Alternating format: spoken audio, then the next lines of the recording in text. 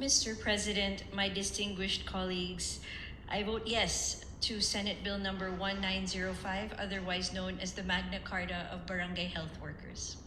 For decades, our barangay health workers have been the backbone of primary health care in our communities.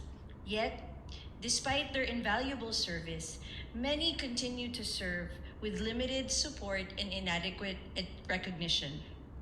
Sa bawat barangay sa ating bansa, sila ang mga tahimik na bayaning araw-araw na naglilingkod at sumasaklolo sa ating mga kababayan.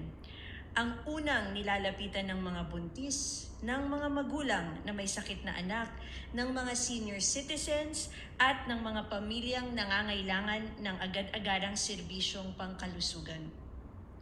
This measure finally gives them the recognition they deserve by clearly defining their roles, strengthening their training and certification, providing opportunities for career development, and institutionalizing benefits and incentives that reflect the importance of their work.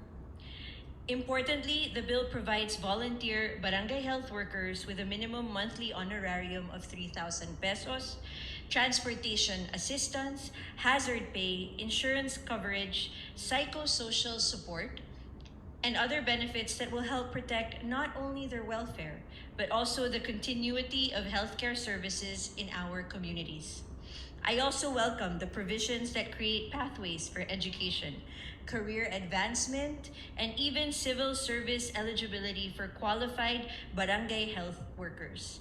Ang ating mga BHW ay hindi lamang volunteers. They are trusted health partners who deserve opportunities to grow professionally while continuing to serve their communities.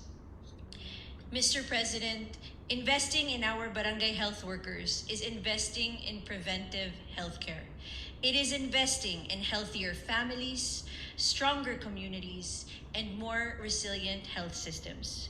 Para sa ating mga BHW na matagal nang nagsisilbi ng may malasakit at dedikasyon, panahon na upang ibigay natin ang suporta at pagkilala na nararapat sa kanila. For these reasons, I fully support Senate Bill number 1905 at mabuhay po ang ating mga minamahal na barangay health workers. Maraming salamat po. Thank you. Next,